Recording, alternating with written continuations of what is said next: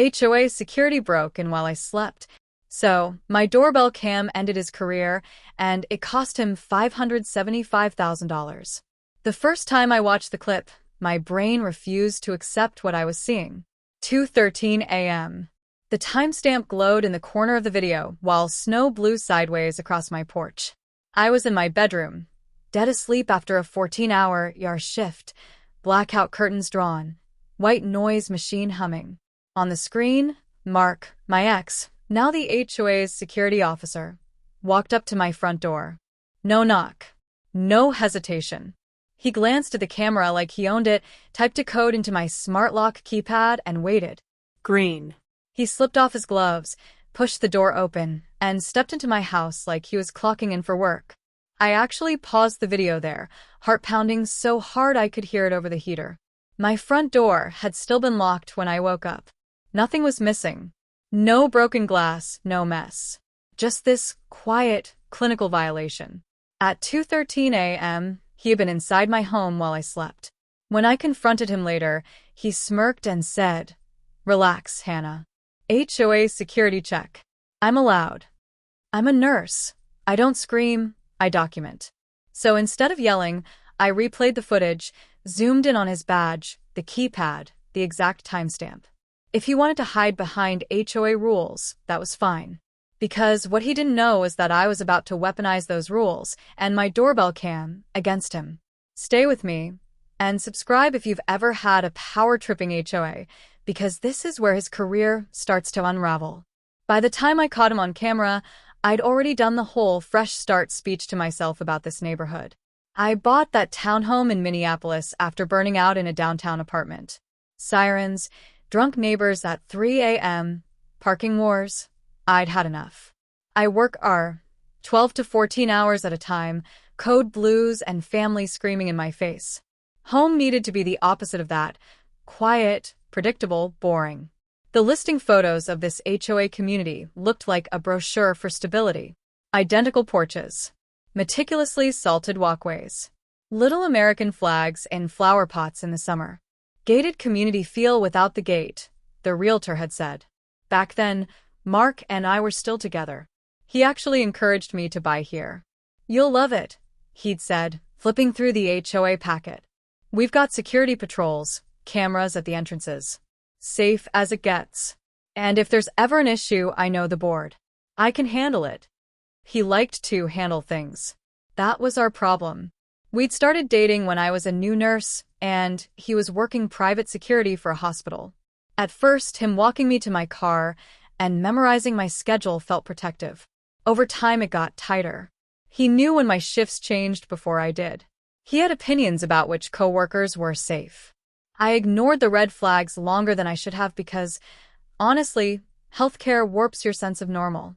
When you're used to real danger, stabbings, overdoses, crazy family members, someone being a little controlling at home feels small in comparison. The breakup came after he surprised me by showing up outside a friend's house on my night off, claiming he just happened to be in the area. I told him we were done. He said I was overreacting. We argued. He punched my kitchen cabinet, not me, but close enough that the message landed. A week later, I changed every lock, password, and code I could remember ever giving him. New smart lock. New Wi-Fi.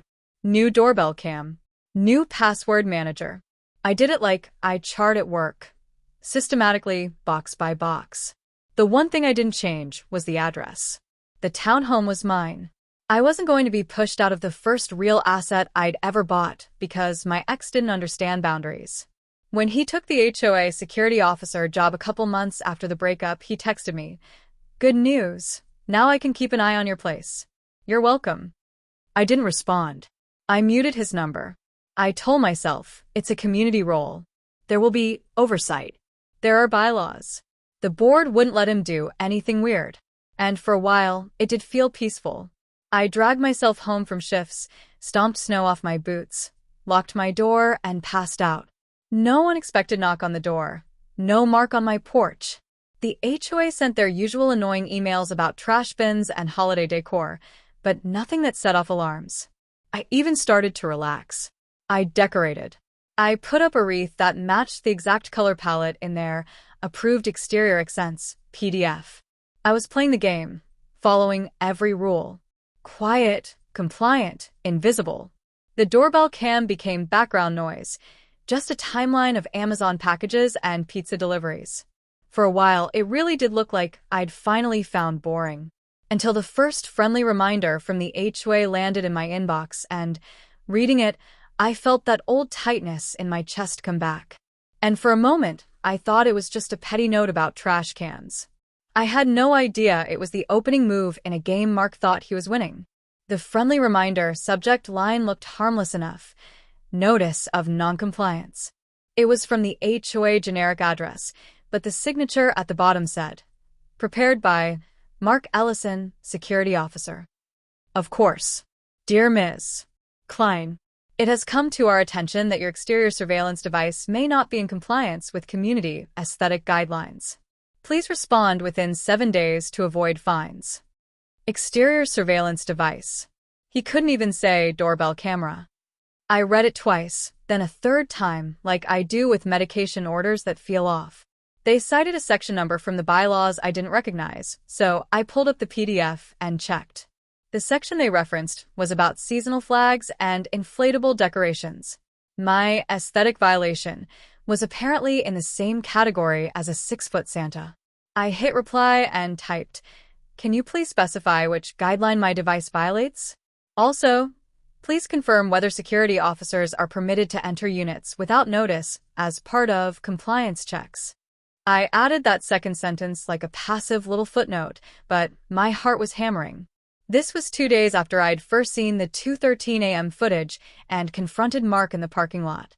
He'd leaned against his HOA-branded SUV, arms crossed, the reflective security on his jacket catching the streetlight. "Relax, Hannah. I was just making sure your door was secure. People forget to lock up all the time. HOA authorizes after-hours checks." "You went inside," I'd said. "While I was asleep." He'd shrugged. "If there's a concern, I'm allowed." Like that magic phrase erased the image of him stepping over my threshold. Now, in the email, I watched the cursor blink. I deleted 3 more sentences I wanted to send and settled on one line. "If you believe you're allowed, please put that policy in writing." I hit send. The response came not from Mark, but from the board president, Karen. Tight, formal, 12 lines of nothing. "Dear Ms.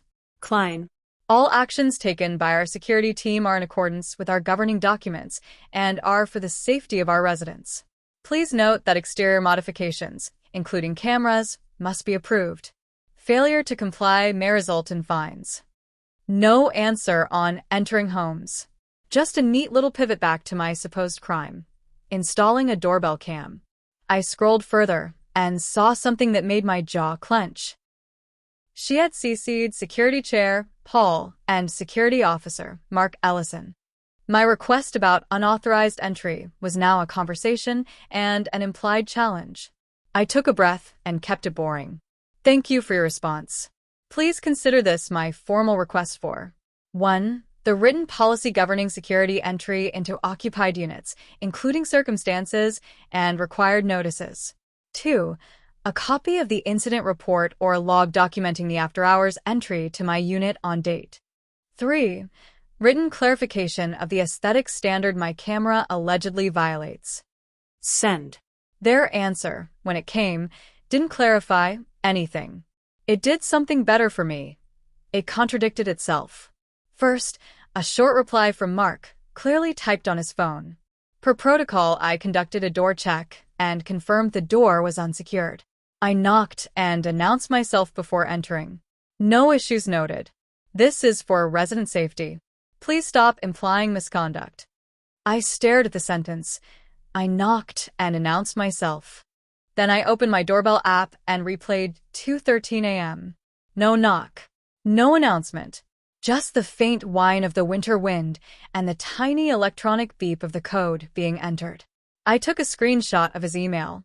Then a still frame of him looking straight into the camera, his face fully lit by the porch light. Timestamp visible. Side by side, they looked like a before and after ad for how to lose your job. I didn't send it yet. Instead, I replied, "Great. Thank you for confirming your version of events for my records. Please make sure all related security logs are preserved. That last line? In hospital language, that's the equivalent of saying, chart carefully, this is going to court. Karen jumped back in a day later with a longer email, full of phrases like routine security sweep and no harm, no foul. She wrote, as there was no damage and no loss, we consider the matter closed. Please focus on resolving your camera's non-compliance to avoid further action. That was the first time I realized they weren't just minimizing it. They were trying to flip it. I wasn't the person whose home had been quietly entered at 2:13 a.m. I was the problem resident with the non-compliant device. Out in the snow-dusted parking lot, the narrative traveled faster than any email. One evening, as I got out of my car after a double shift, my neighbor Jim shuffled over, hands stuffed in his parka. Hey, Hannah, heard you're giving the HOA guys a hard time. I blinked. Excuse me? He lowered his voice like we were sharing a secret. Karen mentioned at the last meeting you were aggressive about some safety check. Mark's just doing his job, you know. We're lucky to have him. Aggressive. I thought of my unanswered policy questions, my perfectly polite emails. Did she say anything about him entering my home without permission? I asked. Jim looked surprised. No, she just said you were dramatic. You know how she gets about the rules. Maybe don't rock the boat? I forced a smile I use on belligerent family members at 3 a.m. Thanks for the advice, Jim. Inside, with a deadbolt thrown, my deadbolt, not the smart lock, I sat down at my kitchen table, opened my laptop, and dragged their emails into a new folder. HOA, entry incident. Subject lines lined up like little flags. Notice of noncompliance. Security entry. Camera approval required. They thought they were building a case that I was the difficult one. Really, they were just giving me exhibits. I poured coffee instead of wine, opened the bylaws again, and started reading like it was a chart on a crashing patient. Somewhere between access easements and emergency authority, I found the first clause that made me sit up straighter. It didn't say what Mark and Karen thought it said. That was the night I stopped assuming this was a misunderstanding and understood it was a test. And like any test, I was going to answer every question exactly the way they'd written it, right up until it blew back on them. Hit like if you've ever been painted as the difficult neighbor just for asking basic questions, because this is where the HOA decided to escalate from petty emails to something that threatened my wallet. Winter in Minneapolis has this way of shrinking your world. Streets go quiet. Everyone moves from heated garage to front door in these little bursts, heads down against the wind. Inside the HOA bubble, that silence turned weaponized fast. After my aggressive reputation debut, the tone in the neighborhood shifted like someone had dimmed the lights on just me. It started with looks. I'd step out to scrape ice off my windshield and feel porch lights click on one by one. Curtains twitched. People who used to wave suddenly discovered their phones. A week later, the first paper notice appeared. Bright orange, taped perfectly centered on my front door like a target. Reminder. Unapproved device/failure TO respond may result in daily fines. Daily. They'd escalated a single doorbell cam into a meter running against me. I peeled it off carefully, like removing a dressing without tearing the skin, and laid it flat on my kitchen table. Photo. Date. Into the HOA entry incident folder. At the next trash pickup, I heard my name before I saw who said it. Some people just don't know how to live in a community. A woman's voice floated over the sound of bins scraping ice. I rounded the corner and saw Karen in her parka and knit hat, talking to a little semicircle of neighbors. She stopped when she saw me, lips curving into a smile that never reached her eyes. Hannah, she called, sugar sweet. We were just discussing safety concerns. I do hope you're taking our notices seriously. We really don't want any more incidents. The way she said incidents, you'd think I'd set the building on fire. I kept my face neutral, like I do when family members demand narcotics we can't prescribe. I've responded to every notice in writing, I said. Still waiting on answers about your security policies, though. Karen's smile stiffened. Those are internal procedures. Residents don't need to see every memo just because they feel anxious. Someone behind her chuckled. There it was. Not only was I difficult, now I was the hysterical woman making drama over nothing. 2 days later, the HOA newsletter landed in my inbox. I skimmed past the bake sale and holiday lights contest winners until a bolded section caught my eye. Reminder: interference with HOA security personnel will not be tolerated. Security checks are for everyone's protection. Aggressive behavior towards staff or volunteers can result in fines or legal action. No names, but everyone who read it could fill in the blank. That same week, a sticky note appeared on my car windshield at 6 a.m. when I dragged myself home from a shift. In neat, looping handwriting: if you hate it here so much, maybe move instead of attacking volunteers. Concerned neighbor. I stood in the blue-gray pre-dawn, fingers numb inside my gloves, and let the words sink in. Attacking volunteers. The man who had stepped into my bedroom hallway at 2:13 a.m. while I was unconscious 3 rooms away was now the volunteer. I was the attacker. I could feel the familiar surge in my chest, the one that comes right before you snap back at a belligerent drunk in tria. Instead, I did what I always do. I documented. Photo of the sticky note. Close-up of the handwriting. I flipped it over. HOA letterhead, reused as scratch paper. Nice touch, Karen. At the package lockers, I caught snippets. Did you hear she's trying to get Mark fired? Over a door check. She records everything. Creepy if you ask me. It wasn't just social. It was strategic. Every whisper did a job. Isolate me, discredit me, make sure that when I finally did push harder, they could roll their eyes and say, "You know how she is." My favorite moment, if you can call it that, came one Saturday when I was bringing groceries in, breath fogging in the air.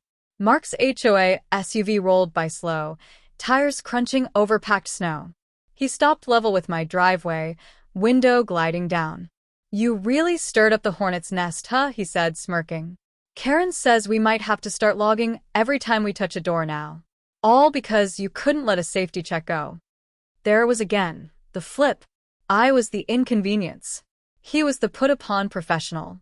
I rested the grocery bag against my hip. "If you're following protocol, logs shouldn't be a problem," I said. "Great way to show you're allowed to do what you say you are." He rolled his eyes. "Nobody reads that crap, Hannah. They trust us." Well, they used to. That sentence lodged in my brain like a splinter. Nobody reads that crap. In the hospital, the people who say nobody reads the chart are always the ones whose notes get pulled in lawsuits later. The board doubled down. Another email. Final warning. Camera noncompliance / fines begin date. Flyers on the community board about respecting volunteers. A casual mention at the mailboxes from a neighbor. "Karen says you're threatening legal action." That true? They wanted me frustrated, emotional, sloppy. They wanted an outburst they could point to and say, "See? Unstable." Instead, every comment, every flyer, every sticky note went into the same quiet, growing file. Because what the HOA hadn't realized yet was that in order to smear me properly, they had to put their version of events in writing. Emails, notices, newsletters, all cross-referenced against one simple, stubborn fact. At 2:13 a.m., there had been no emergency, no call, no report, just my ex walking into my home like he owned the place. They thought they were tightening the social noose. What they were really doing was tying a perfect little bow on a narrative I'd eventually hand to people who actually do read every line. But the HOA still wasn't done. If reputation pressure didn't work, they had one more lever they loved to pull: money. And the day they tried to hit my paycheck was the day I realized this wouldn't just be a neighborhood squabble anymore. It was going to be a full-blown case. The bill hit on a Tuesday, right between a night shift from hell and the only 8 hours I was supposed to sleep that week. "New HOA statement available," the subject line chirped. I almost ignored it. Then I saw the balance. $1,480. 00 due. I blinked, wiped my eyes like maybe I was reading a potassium level wrong, and opened the PDF. Line after line. Daily fine, camera noncompliance, $50. Daily fine, camera noncompliance, $50. Administrative fee, non-cooperative resident, $80. Security response fee, incident review, $250. Non-cooperative resident. Security response. They had turned my "please provide your policy in writing" into billable events. At the bottom, in bold, failure to remit payment within 30 days may result in lien proceedings per Section 8. 3. They were threatening to attach my house over a doorbell camera and the fact that I dared to question Mark walking into my home. My hands went cold in a way Minnesota winter never managed. A lien wasn't just annoying. It messed with refinancing, credit, everything. This was my first home, my one piece of solid ground. I scrolled down to the notes section. In italics, resident continues to challenge security officer's authority and refuses to acknowledge incident closed. Extra administrative time required. Approved by board president. Karen had literally billed me for her time, gaslighting me.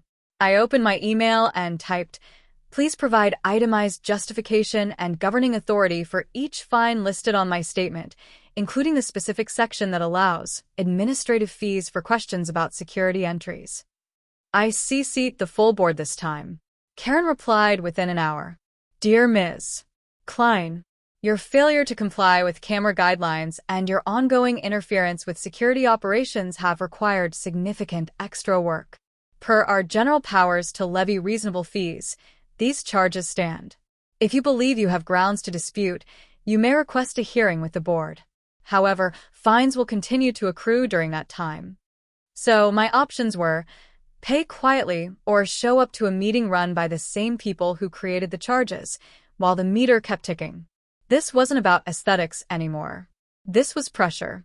Financial pain until I shut up. I thought about overtime shifts, the student loans I was still paying off, the cabinet Mark had punched during our last fight. The way he'd said, "You're lucky I'm looking out for you." Lucky. I pulled up my smart lock app, something I hadn't really dug into yet beyond changing the code after we broke up. Buried 3 menus deep was a log. Every lock and unlock, with timestamps and the method used. On the date in question, there it was. 2:13 and 4 seconds a.m. Unlocked via keypad. User. Master code. 2:13 and 56 seconds a.m. Locked via interior thumb turn. Master code. Not the temporary one I'd set for the dog walker. Not a backup key. The primary code, changed after the breakup. That meant 2 things. 1. I hadn't forgotten to lock my door like Mark claimed in his email. 2. He hadn't just checked a loose handle. He had typed the code. My stomach flipped. There was only one way he could have known that number. I opened my password manager, the one we used to share logins back when we thought total transparency was romantic instead of terrifying. I'd kicked him off when we split, or so I thought. Security tab. Active sessions. My phone. My laptop. And one more. Windows, last active. Date, 1 week before the incident. Location, approximate. Suburb, 20 minutes away. Mark's hometown. I clicked more details and saw a device ID I didn't recognize. My password had been changed months ago, but this was an old session that had never logged out. Like a door left cracked open. I clicked terminate all other sessions, then require reauth on all devices. My hands were shaking so hard I had to re-enter my master password twice. Then I scrolled my vault history. 2 weeks before the 2:13 a.m. entry. Smartlock_code. Viewed. Nobody else should have been able to access that. In the ER, this is the moment where a vague, not feeling right patient suddenly has a blood pressure in the 70s and you realize, oh, this is bad. This isn't anxiety. This is shock. This wasn't just HOA harassment. It was my ex, using leftover digital access from our relationship to pull my new code, then walking into my home under color of a security title, and the board happily backing him up with fines when I objected. I stared at the $1,480 balance again. They were charging me for catching him. I took a deep breath and opened a new Word document. Title: Klein v. HOA Timeline. Date, time, action. Email quotes. Screenshot file names. Lock log entries. Password manager history. Dollar amounts. If they wanted to make this about money, fine. My job trains me for long games with lots of charting. And now, I wasn't just a cranky neighbor with a camera. I was a woman with proof of unauthorized digital access, unauthorized physical entry, and a board that had put in writing that they considered the matter closed because there was no loss. No loss yet. That was the night I understood something. They weren't going to stop. Not with orange notices, not with newsletters, not with fines. If I didn't change tactics, they'd bleed me until I either paid up or moved out. So I stopped sending reactive emails. I stopped explaining myself to neighbors in the parking lot. And I started treating every interaction with the HOA like I was prepping a malpractice case. If you've ever had someone mess with your home and then try to charge you for complaining, drop a comment, because this was the moment I accepted they'd crossed a line I couldn't ignore, and that meant it was time to stop arguing and start planning. In medicine, there's this moment when a vague, not feeling well, turns into a full-blown emergency. Vitals tank, symptoms line up, and suddenly the story clicks. That HOA bill and the lock logs were my moment. Up until then, I'd been reacting like it was an annoying rash: emails, orange notices, social crap. Now I was staring at a pattern: unauthorized digital access, unauthorized physical entry, and financial pressure when I questioned it. And the thing about me? I don't just work in chaos. I understand systems, protocols, chains of custody. I know exactly how ugly things get when documentation doesn't match reality. So I stopped treating this like neighbor drama and started treating it like a chart review on a Sentinel event. I pulled out a legal pad and wrote 3 columns across the top. 1. What Mark says happened. 2. What my devices say happened. 3. What the HOA put in writing. Under Mark, I wrote his email. Door unsecured. Knocked and announced. Routine safety check. No issues noted. Under devices, I listed 2:13 and 4 seconds a.m. Smart lock. Unlocked via keypad, master code. 2:13 and 56 seconds a.m. Locked from inside. Doorbell cam. Video of him entering, no knock, no announcement. Password manager. Prior remote access to the new lock code. Under HOA, I wrote Karen's lines. Routine security sweep. No harm, no foul. Matter closed. General powers to levy reasonable fees. In isolation, each piece was creepy but arguable. Together, they read like a case study in abuse of authority. At the hospital, we have policies for everything that even brushes patient privacy. Who can see a chart when you can go into a room? How entries are logged. You screw with that, you don't just get a slap on the wrist. You get reported. Licenses get involved. If there were rules that strict for chart access, there had to be something for a guy walking into a sleeping woman's house. So I went hunting. I dug through the HOA bylaws again, but this time with a highlighter, not just my eyeballs. I searched for every word I use at work: authorization, emergency, access, entry, notice. Buried in the fine print, I finally found it, a bland little paragraph under security and safety measures. Any physical entry into a unit by association agents shall be for emergency purposes only, with reasonable notice to the owner when practicable and documented in the association's incident log. Emergency purposes only. Reasonable notice. Documented. I checked my emails. No notice. I checked the night in question. No fire, no burst pipe, no police sirens. Just snow and quiet. Then I read it again. Documented in the association's incident log. I flipped back to Mark's email where he claimed he'd done a door check and no issues noted. That meant there should be a log. A log I'd already asked for in writing. At work, when an incident isn't logged, that's almost worse than the incident. It screams, "We knew this was bad, and hope nobody looked too closely." That's when it really hit me. They weren't just being sloppy. They were already out over their skis. And that's exactly when a malicious compliance person gets very, very calm. I made a new folder on my desktop. External. This one wasn't for the HOA. I exported the doorbell footage in its original resolution, with metadata intact. One copy to an encrypted thumb drive, one to a cloud folder not linked to any shared accounts. I downloaded the SmartLock access log as a CSV file. I printed the password manager audit screen showing the old session from his town, along with his smartlock_code. Viewed activity. Then I went back through every email thread and made PDFs, complete with headers showing dates, times, and recipients. I highlighted phrases the way risk management does in morbidity meetings. No harm, no foul, matter closed, aggressive behavior, general powers. On a fresh page of the legal pad, I wrote, unauthorized entry, unauthorized use of digital credentials, retaliatory fines when questioned, board knowledge and minimization. That list wasn't for Karen. It was for the people who actually care what words like unauthorized and retaliatory mean. Here's the part the HOA had completely misread about me. Yes, I was tired. Yes, I wanted a quiet life.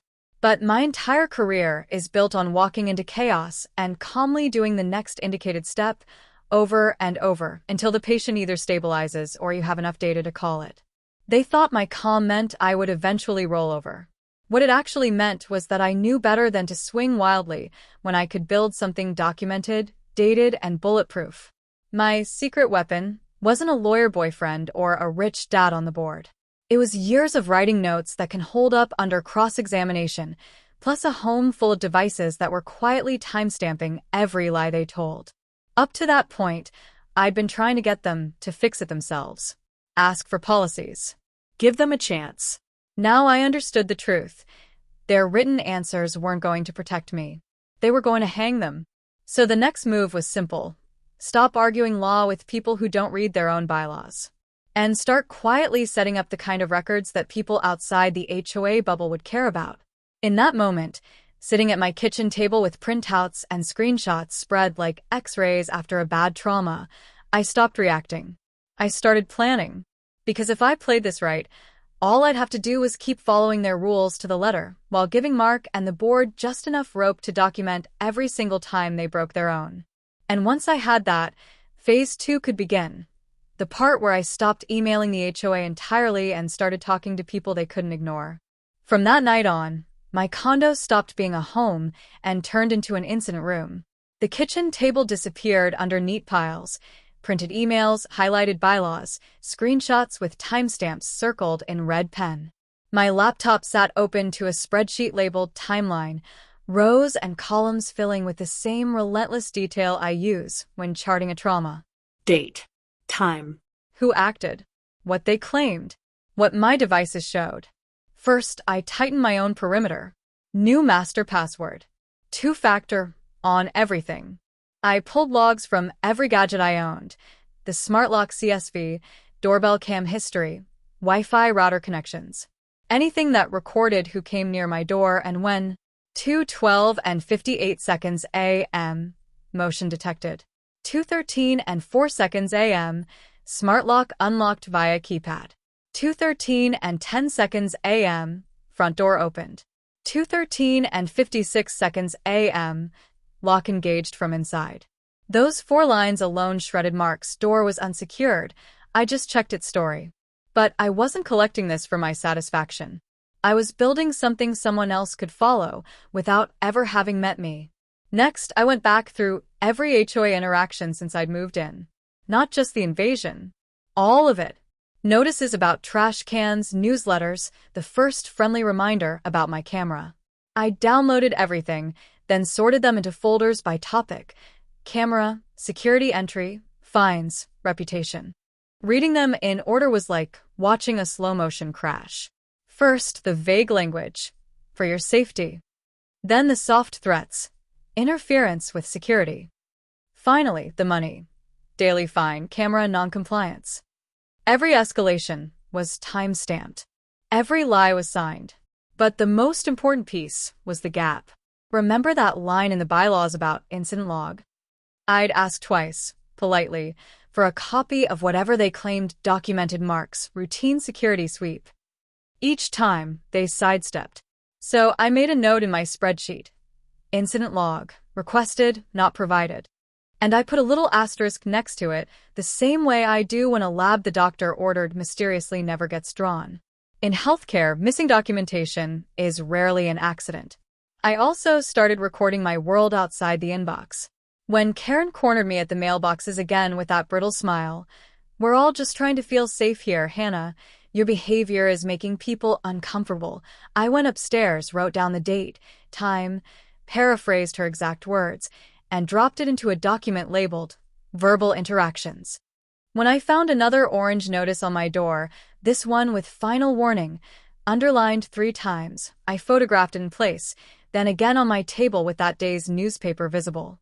Chain of Custody, Neighborhood Edition. I even went as far as to request my own resident file from the HOA office. Every note, complaint, and administrative record with my name on it.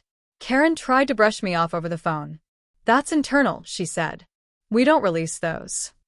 "At the hospital, I can request my entire medical chart," I replied. "I'm asking for the HOA equivalent. Please confirm in writing that you're refusing to provide records about me." There was a sharp pause. "Email the request," she snapped. "We'll respond appropriately." Perfect. Another line in my timeline. At the same time, I played their compliance game to the letter. They said my doorbell cam needed approval. I filled out the exact architectural review form from their website, attached the manufacturer's brochure, circled where I'd matched the color to their earth tone palette. I submitted it through their official portal and asked for a stamped confirmation of receipt. They said I could request a hearing to dispute fines. I did, in writing, referencing the section number they'd quoted. Please confirm the date, time, and procedure, and whether the security officer and board president will be present to answer questions under oath. I knew they didn't actually swear people in at HOA hearings, but it forced them to say so. Every reasonable step they dangled, I took. Every deadline I met. I didn't give them a single missed date they could point to and say, "See? Non-compliant." While I was busy being their model resident on paper, I was also quietly turning my tech into a witness prep team. I pulled still frames from the doorbell footage. Mark's face clearly visible, his hand on the keypad, the door opening, the empty porch a full minute before, no knock, no announcement. I used free software to overlay the HOA's email headers with those images in a single PDF so that on page 1 you saw I knocked and announced myself, and on page 2, the silent video timeline proving he hadn't. I made a separate packet just for the password angle. Screenshot of the password manager's device history. Highlighted line showing an old Windows session from his town. Another screenshot showing smartlock_code, viewed 2 weeks before the intrusion. Then, next to that, the lock log line. Unlocked via keypad, master code. Even without names, it told a story any investigator could understand. Someone used stale digital access to pull a current code, then used that code to enter. Meanwhile, the HOA kept giving me gifts. Another newsletter with a veiled shot at residents who misuse security resources. Another bill with administrative fee, non-cooperative resident. Another email from Karen scolding me for continuing to dredge up a resolved matter. Every time they tried to shame me into shutting up, they put another brick in the wall I was building around them. By the time winter started to thaw, I had 3 thick folders: physical entry, digital access, retaliation. The only thing missing was one last, clean example of them abusing their own process. Something so obvious, so petty, that no outsider could spin it as a misunderstanding. I didn't have to wait long. Because the more precisely I followed their rules, the more irritated they got. And irritated people in power do something very predictable: they overreach. So all I had to do for phase 2 was simple. Keep living. Keep complying. And give Mark and Karen just enough rope that, the next time they tried to yank on their authority, they'd jerk themselves straight into the trap I'd already outlined. Hit subscribe if you're still with me, because the way they chose to teach me a lesson next was so reckless it handed me the final piece I needed to take this far beyond an HOA meeting and into a room they absolutely did not want to be called into. Spring finally showed up in Minneapolis like it always does. Suddenly the snowbanks shrank, and everyone pretended the last 4 months hadn't happened. The HOA, on the other hand, was still deep in winter. My fines were accruing, my hearing request had been received and under review, and Karen's newsletters had gone from passive-aggressive to straight-up sanctimonious. Then one Tuesday an email popped in that made me sit up. Subject line: Emergency Board Meeting, Security Concerns. The body was short. Dear residents, Due to ongoing issues related to unauthorized recording devices and interference with security operations, the board will hold an emergency meeting on Thursday at 7 p.m. in the community room. Impacted residents are required to attend. Karen, board president. Impacted residents. Singular, really, but she didn't have the nerve to type my name. I read it twice. Emergency meeting. Security concerns. Required to attend. They thought they were staging a show trial. They had no idea they were scheduling the finale. I pulled up my files and started assembling what I wanted in that room. The incident timeline, the clip of Mark entering, the smart lock logs, the password manager screenshots. I printed clean packets on good paper, each page numbered. If they wanted drama, I'd give them something far more dangerous. Order. The next day, another email hit my inbox, this one from Mark himself. Per board direction, security will be conducting a full perimeter and entry inspection of any units with non-compliant devices prior to Thursday's meeting. This may include testing doors and windows to confirm proper locking. Refusal to cooperate may result in suspension of amenity privileges and additional fines. There it was. The overreach. Full perimeter and entry inspection. Testing doors. Refusal to cooperate. They were so angry about being questioned that their solution was more unauthorized entry. I stared at the sentence and actually laughed. They were about to walk straight into the one thing my case didn't have yet. A second, clearly non-emergency attempt to access my home, announced in writing beforehand. So, I did what any good malicious compliance nerd would do. I complied. I replied, "Thank you for the notice. Please confirm in writing." 1. The specific bylaw section authorizing entry inspections of occupied units for non-compliant devices. 2. Whether these inspections will be documented in the association's incident log. 3. The exact date and time security intends to test my door, so I can ensure my camera is recording and that I am available to observe from inside. I hit send and, while I waited, I went to work on the physical setup. First, I checked my doorbell cam storage. Plenty of space. I toggled on continuous recording for the next 3 days and verified the time with an atomic clock site. No timestamp disputes. Second, I taped a single sheet of paper to the inside of my front door, facing out through the peephole. Big, block letters. Entry strictly prohibited without emergency or court order. Resident present. Camera recording. Then I took a photo from inside and another from the hallway, just enough to show it would be plainly visible to anyone who tried the handle. Karen's reply landed that afternoon.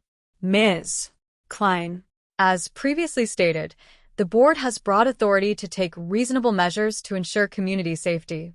Security inspections fall within that scope. You are expected to cooperate. The exact time of your inspection will depend on officer availability. No section number. No log confirmation. No emergency. Perfect. I forwarded her email and Mark's full perimeter and entry inspection threat to a new address in my contacts, the one at the top of the state's licensing division for private security professionals. Subject line: Concern re. Licensed security officer conducting unauthorized residential entries under color of HOA authority. In the body, I kept it dry, dates, quotes, references to attached evidence. I didn't send everything yet, just enough to make them look up from their coffee. Doorbell stills. The smart lock line. Karen's no harm, no foul. Mark's door unsecured lie. The new inspection plan. Then I waited. Thursday came, and with it, gray skies and that clammy pre-storm air. I set my phone on the counter with the doorbell app open, volume up. Every time it pinged, my pulse jumped. At 5:42 p.m., motion alert. I walked quietly to the door and looked through the peephole. Mark, HOA jacket zipped up, clipboard in hand. One of those cheap walkie-talkies clipped his belt like he was on SWAT. He glanced at the camera, then at my doorknob. He didn't knock. I watched his hand close around the handle and push. The deadbolt held. He frowned, jiggled it harder, then leaned in close enough that his breath fogged the glass. His eyes landed on my sign. He read it. His jaw tightened. He looked straight into the doorbell lens. Then, for the second time in 3 months, he tried the keypad. 4 digits. Wrong. Red. He tried again. Another guess. Red. My doorbell recorded every beep, every failure, the little red ring flashing like a pulse ox on a crashing patient. Finally, he stepped back, scribbled something on his clipboard, and spoke into his radio. All right, Unit 3B refusing inspection. Noted for the meeting. Refusing inspection. From inside my own locked home. I didn't say a word. I just watched until he left the frame, then opened the app and downloaded the entire sequence, labeling the file with the date, time, and his exact words. They wanted a test case for their broad authority. They just provided it, on camera, with a sign in the frame, after I'd explicitly asked for the bylaw that allowed it and been ignored. And when they called it an emergency board meeting to address my behavior, all I could think was, you scheduled your own deposition. When they marked me as refusing inspection and marched into that community room on Thursday night, they honestly believed they were about to shame me into line. What they didn't know was that the footage from 5:42 p.m. that day, the sign, the deadbolt, the failed keypad attempts, was the missing puzzle piece the state investigator had been waiting for. And when the HOA opened that meeting, they weren't just walking into a room of annoyed neighbors. They were walking into a room where, for the first time, they weren't the highest authority anymore. Because when they marked that meeting as emergency and made it about my security issues, they had no idea I'd already invited someone else to attend, in spirit if not in person. Someone with the power to end Mark's career and put a very expensive price tag on Karen's little crusade. And when that emergency meeting started and Karen tried to make me the problem again, that was my cue to press play. On all of it. The first time. The second time. The lies. The logs. When they called that meeting, they thought they were setting a trap for me. They didn't realize they were stepping right into mine. The community room smelled like burnt coffee and old carpet. Folding chairs in stiff rows, fluorescent lights humming, snowmelt puddling off boots. Karen sat at a plastic table up front like it was a courtroom bench, HOA logo banner taped crooked behind her. Mark stood off to the side in his security jacket, arms folded, jaw set. When I walked in, conversations dipped just enough for me to feel it. Karen tapped the mic. We're here tonight because of ongoing security disruptions caused by one resident's refusal to follow our policies. Her eyes flicked to me. Ms. Klein, since this centers on your behavior, we'll give you the chance to speak after Officer Ellison explains the situation. They were really going to let him go first. Mark stepped up, paper in hand. We've had repeated issues with Ms. Klein interfering with routine safety checks, he began. On the night in question, I found her door unsecured at approximately 2:13 a.m.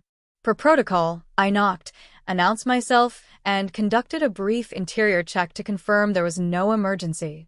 No damage, no loss. She's continued to accuse me of misconduct and refused a follow-up inspection this afternoon. Murmurs. A neighbor whispered. She wouldn't let him in? Karen nodded solemnly. Thank you, Mark. This is exactly the problem we're facing. Ms. Klein, do you have anything to say in your defense before the board votes on sanctions? I stood, packet in hand. My heart was pounding, but my voice came out in that same calm I use when I'm about to tell a family their loved one is in surgery. Yeah, I said. I do. And I'm going to use your words and Mark's, not mine.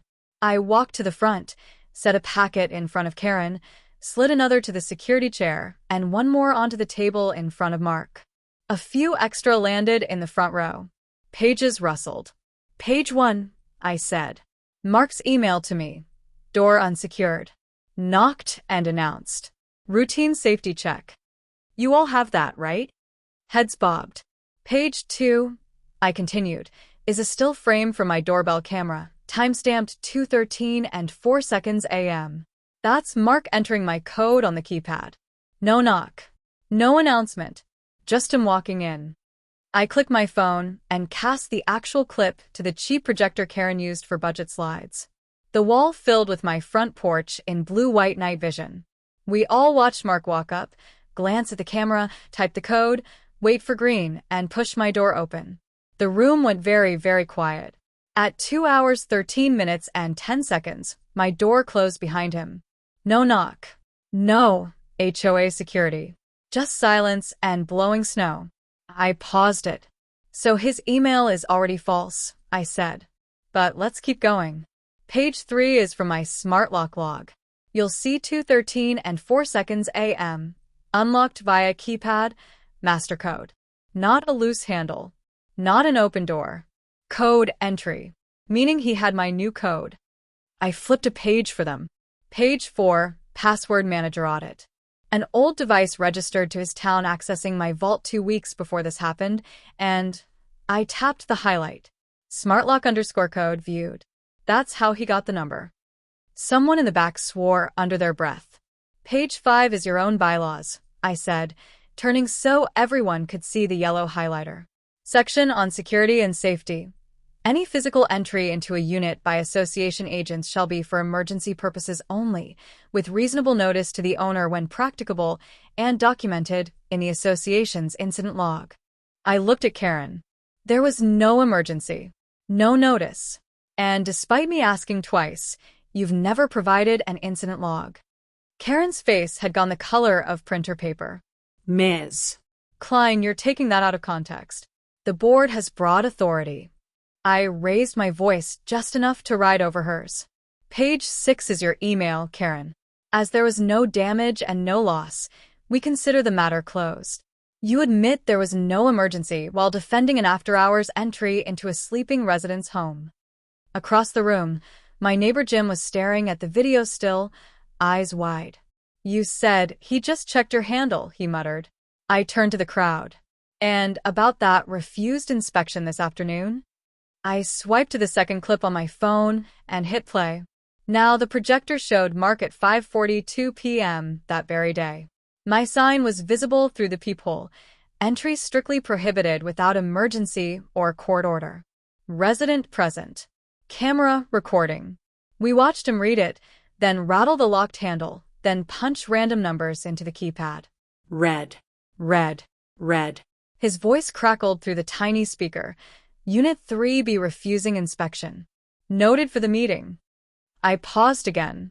That, I said, is what they're calling refusing to cooperate with security. I was inside my own home. There was no emergency. I'd requested the bylaw authorizing these entry inspections in writing.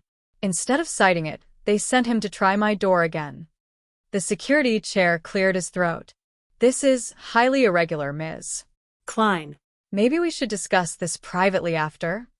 I shook my head. No, I think everyone should hear this part.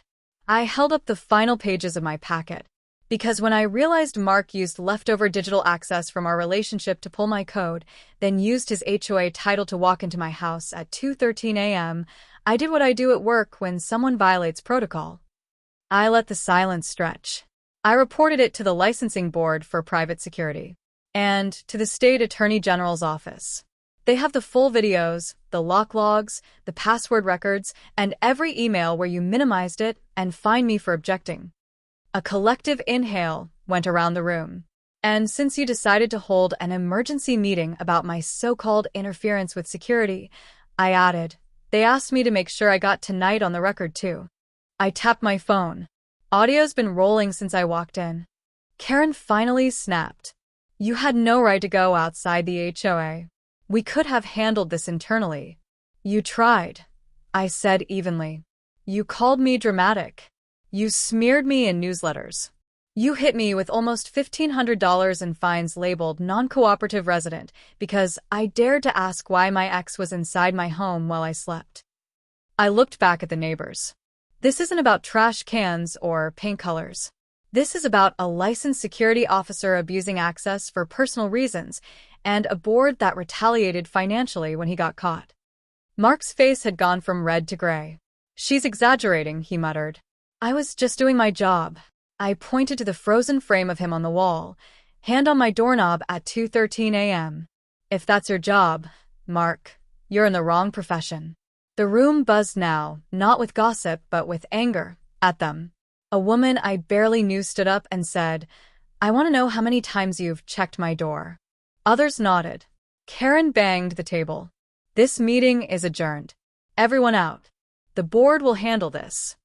But as people filed past, they weren't looking at me like I was the problem anymore. They were staring at the man on the wall and the woman behind the table, and for the first time, they looked scared. Exposing them in that room, with their own policies, their own words, and my cameras backing it up, was satisfying. But humiliating them in front of the neighbors was just the tria. What came next hit them where they actually felt it: licenses, lawsuits, and a number on a settlement check that made all those little fines look like pocket change. Drop a comment if you've ever watched someone in power realize in real time that they're not the top of the food chain anymore, because walking out of that room, I knew the HOA's little kingdom was about to get very expensive very fast. The morning after that emergency meeting, I woke up to an email that didn't come from the HOA for once. Subject: Security Officer Conduct. Additional information requested. It was from an investigator at the State Licensing Board. Very dry, very formal. They thanked me for the materials I'd already sent and asked 3 things. 1. Had the officer ever entered my home before as part of HOA duties? 2. Had the HOA retaliated against me for reporting the incident? 3.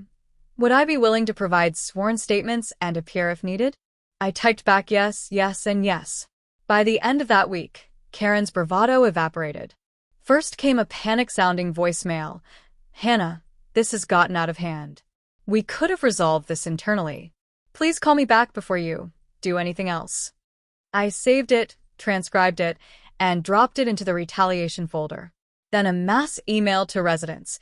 The board has been contacted by outside agencies regarding a misunderstanding involving our security contractor.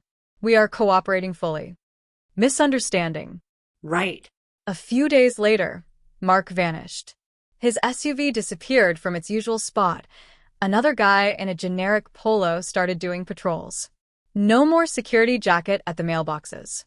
I didn't have to guess. The licensing board sent a short follow-up.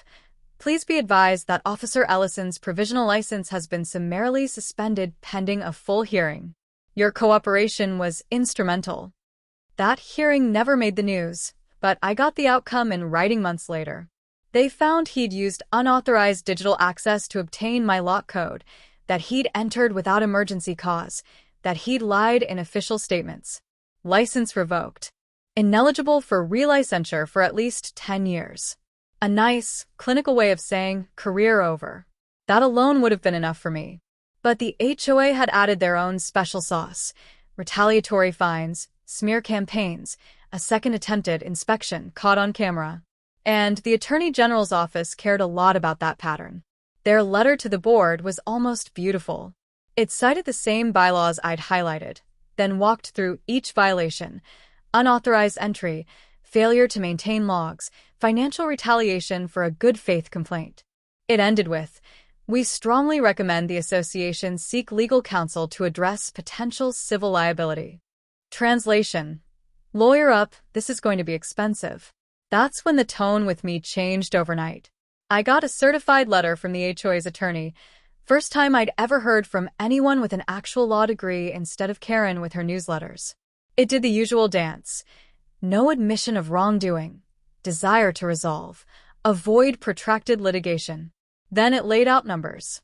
They offered to waive all my fines, of course. Remove every black mark from my account. Issue a written apology for any distress caused.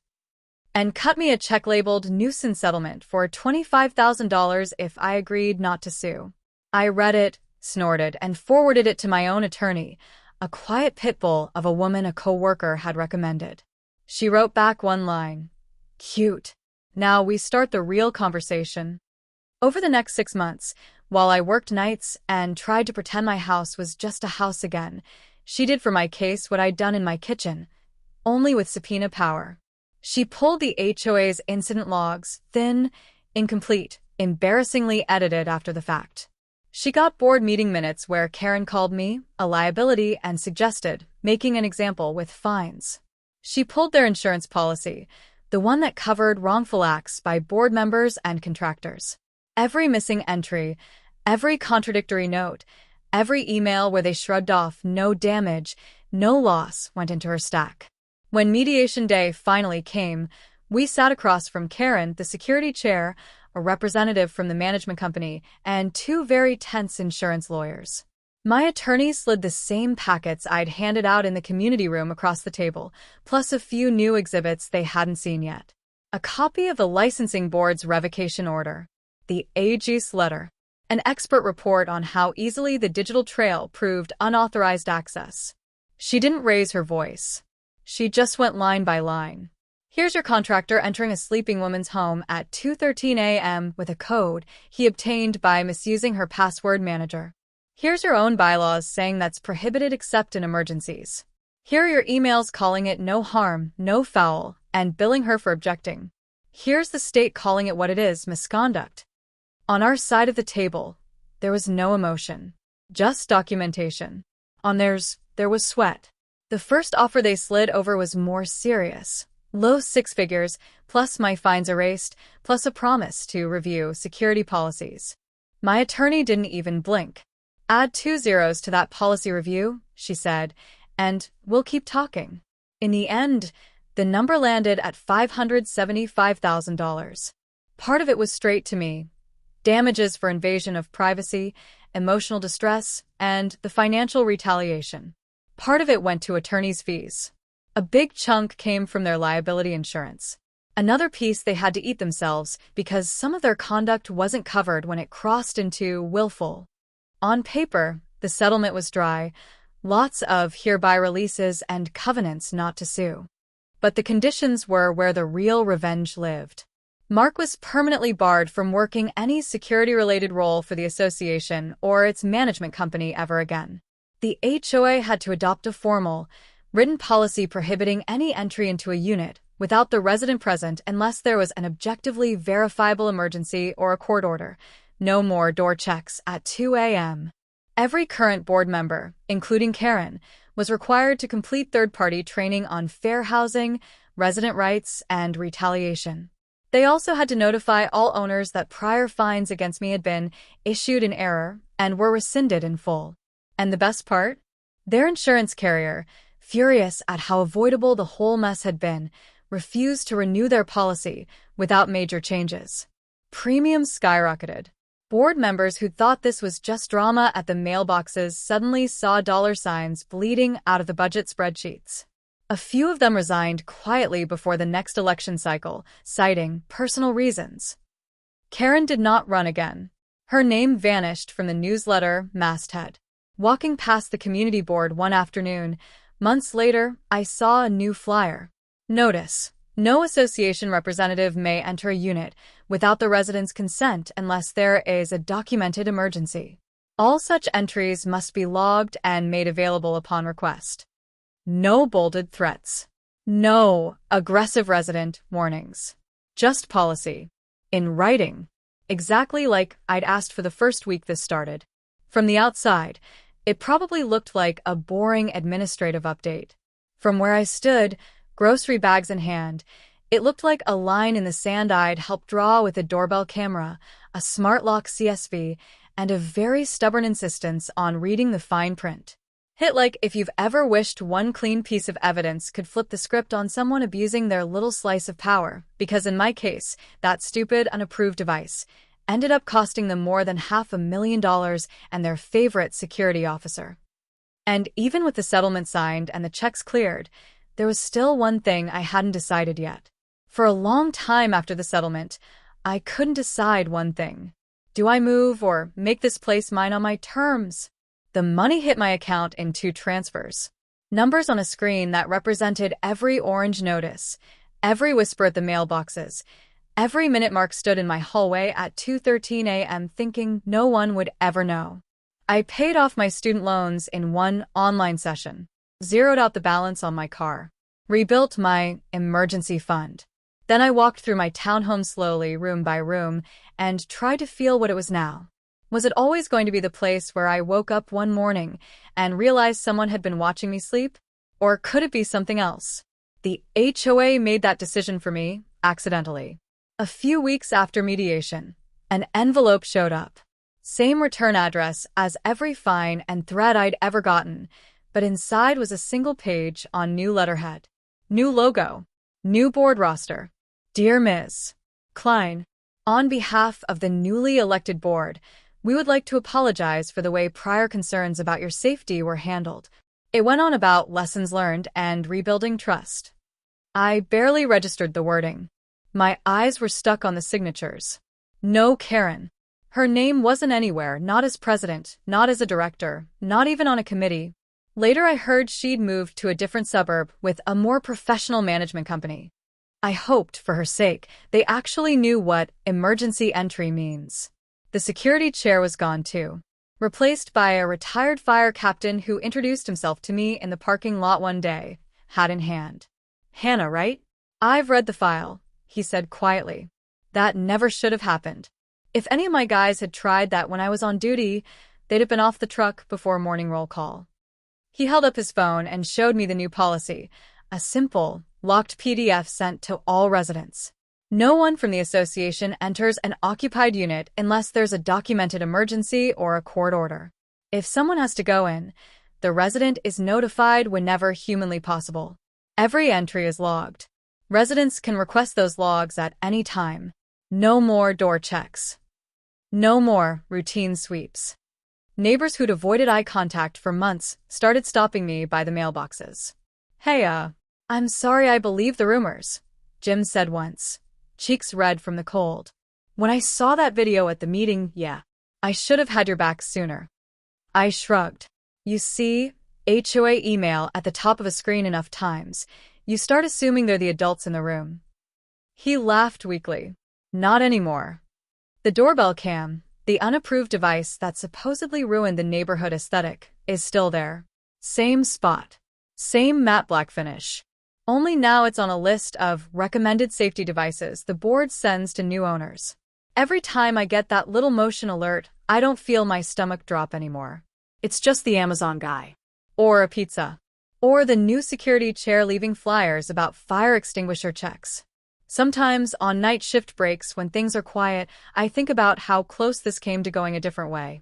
How easy it would have been to pay the first fine to keep the peace.